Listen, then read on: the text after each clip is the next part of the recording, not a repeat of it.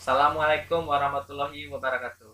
Halo teman-teman, kenalkan nama saya Alwi Laudin Nasibuan. Saya adalah mahasiswa Politeknik Negeri Medan. Nah, pada kali ini saya akan memberikan tutorial tentang analisis cluster. Nah, yang analisis cluster yang kita lakukan kali ini dengan metode hierarki. Let's go.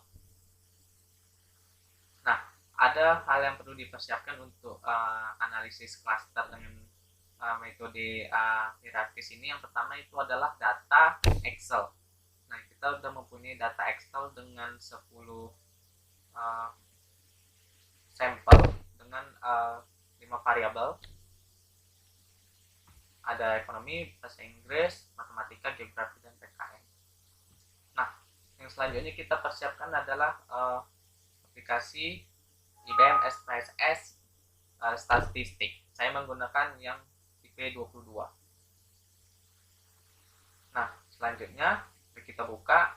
Ini halaman utamanya. Kita pindahkan data yang dari Excel ini ke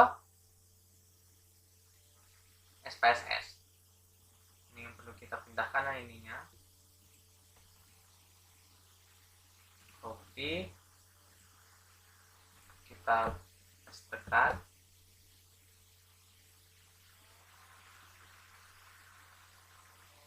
Nah, sekarang kita ubah di variabel view.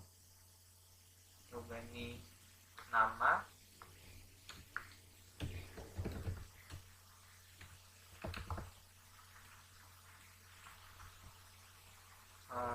Ekonomi, bahasa Inggris, matematika.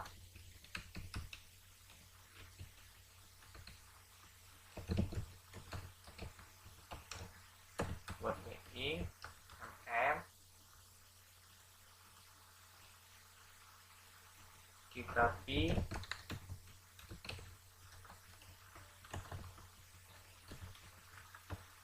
PKN.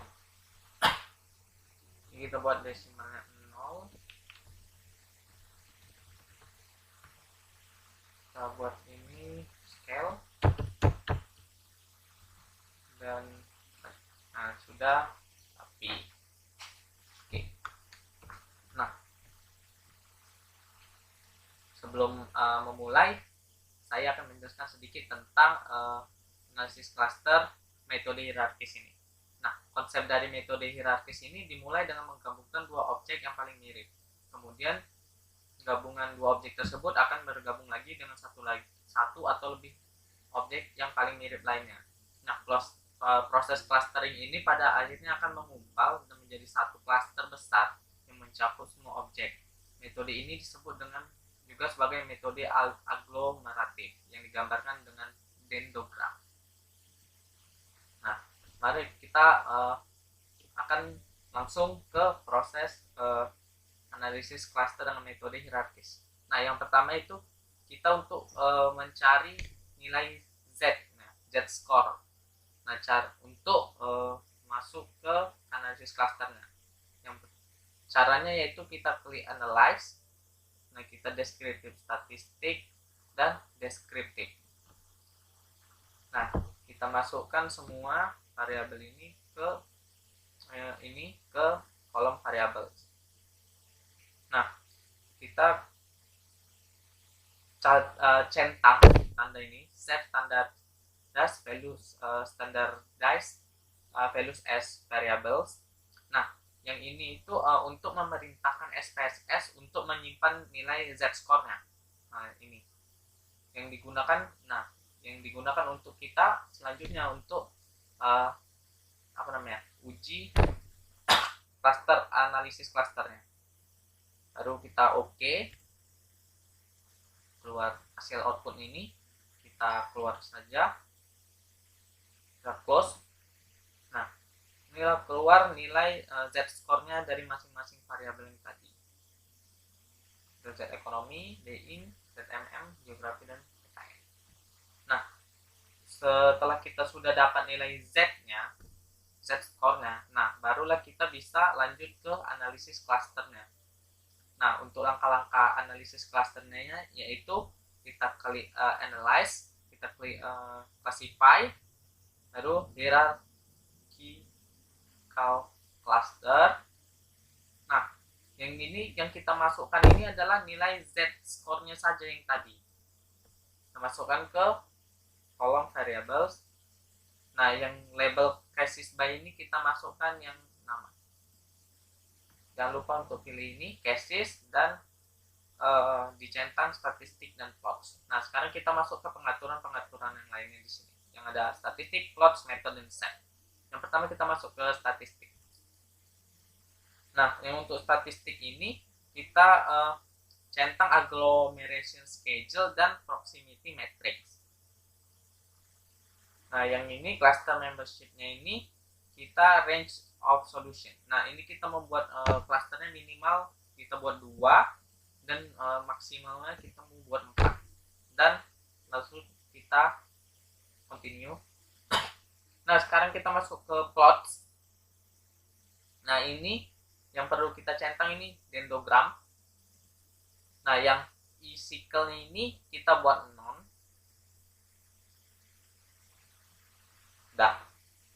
Dan lalu kita continue. Masuk ke method. Nah, yang cluster methodnya ini kita pilih between groups linkage. Dan measure-nya ini kita pilih interval dan squared Euclidean distance. Dan standardize-nya, nah standardize-nya kita gunakan z-score. Lalu kita continue. Dan terakhir kita masuk ke save. Nah, yang ini kita pilih range of solution. Kita buat tadi minimal 2, maksimal 4. Lalu kita continue. Dan oke.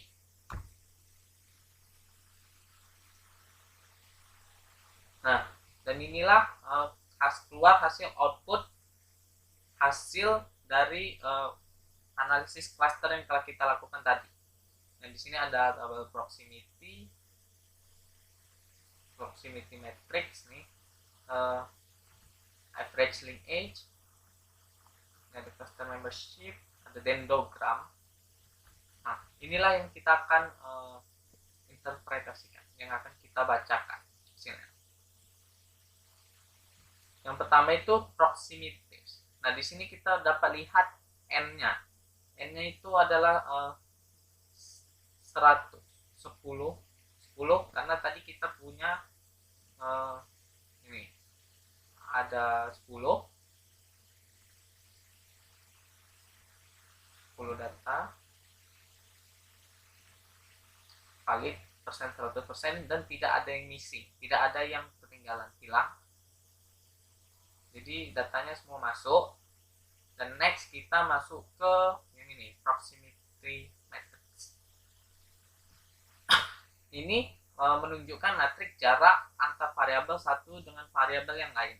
Nah, semakin kecil jarak Euclidean, nih, maka semakin mirip kedua variabel tersebut sehingga akan membentuk kelompok atau cluster. Dapat kita lihat.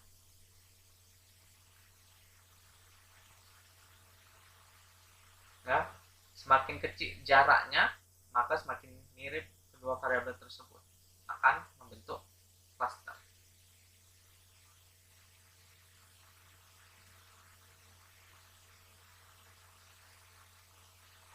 Nah, yang kedua kita masuk ke average linkage.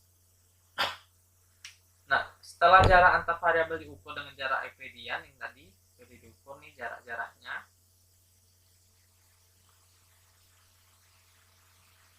Nah, maka dilakukan pengelompokan yang dilakukan secara bertingkat. Nah, secara bertingkat ini seperti ini. Yang pertama ini stage yang pertama. Ini terbentuk satu cluster yang beranggotakan nih. Beranggotakan nomor 4 itu Denny dan 8. 4 dan 8. Nah, dengan jarak 0,312. Nah, kita lihat nih di tabel koefisien, di kolom koefisien. Nah, lalu kan udah apa namanya, udah ini bahwa ini 4 dan 8 adalah satu cluster. Nah, dan next, kolom next stage ini ada 9. Nah, kita lihat baris ke 9 nih, ada cluster 1, yang ini ada 1 dan 4. Ahmad membentuk cluster dengan 4, Denny. Nah, demikian baru kita lihat, kalau kita lihat barusan bahwa clusternya itu terdapat dari 3 objek. Jadi 3 objek membentuk satu cluster. Yang pertama itu si Denny, Hani, 8 Hani, dan si Ahmad. Nah, begitu juga kita kalau kita buat stage 2 yang selanjutnya, gitu juga dengan Fani, cluster dengan sama dengan Indah. Lalu next stage yang ketiga yaitu si Ahmad. Nah, berarti Ahmad, Fani, dan Ahmad, Fani dengan Indah itu bisa juga membentuk satu cluster. Tuh. Gitu juga dengan tingkat-tingkat selanjutnya. Nah, proses aglomerasi ini juga bersifat kompleks, khususnya perhitungan koefisien yang melibatkan sekian banyak objek dan terus bertambah ya. Nah, jadi proses aglomerasi ini pada akhirnya akan menyatukan semua objek menjadi satu klaster. Nah, jadi yang tadi itu kita stage itu satu-satu itu akan menyatukan semua objek menjadi satu klaster. Nah, hanya saja dalam prosesnya dihasilkan beberapa klaster dengan masing-masing anggotanya tergantung jumlah klaster yang dibentuk. Nah, tergantung kita membuat klaster, jumlahnya berapa klaster yang akan kita bentuk. Dan next kita ke tabel cluster membership. Nah, ini tadi dari cluster berapa yang mau kita buat gitu kan. Perincian jumlah cluster dengan anggota yang terbentuk. Nah, kalau misalnya kita membuat 4 cluster, ada anggotanya, ada ini tabel. Kalau kita membuat 4 cluster, ada kita membuat 3 cluster atau kita membuat 2 cluster. Nah, apabila kita ingin membuat 4 cluster, maka yang termasuk dalam cluster 1 itu ada Ahmad, Cantika, Endah, Fani, dan Indah. Dan cluster yang keduanya itu si Budi saja. Dan yang ketiga itu ada cluster yang ketiga itu ada Denny dan Hani. Yang keempat itu ada Gali dan Jenny. Nah, itu kalau kita membuat 4 cluster. Kalau kita ingin membuat 3 cluster yang masuk ke cluster utama itu ada Ahmad, ada Cantika, ada Endah, ada Fani, dan juga ada Indah. Yang masuk ke cluster 2 itu ada Budi, Gali, dan Jenny. Yang termasuk ke cluster yang ketiga yaitu Denny dan Ani. Nah, apabila kita ingin membuat 2 cluster, nah yang termasuk dalam masuk ke cluster utama yaitu Ahmad, Budi, Cantika, Endah, Fani, dan Gali, juga Indah, juga Jenny. Yang termasuk cluster kedua yaitu Denny dengan Hani. Nah, itulah pembagian cluster dari cluster membershipnya ini tadi. Jadi lebih mudah tingkatannya kita lihat.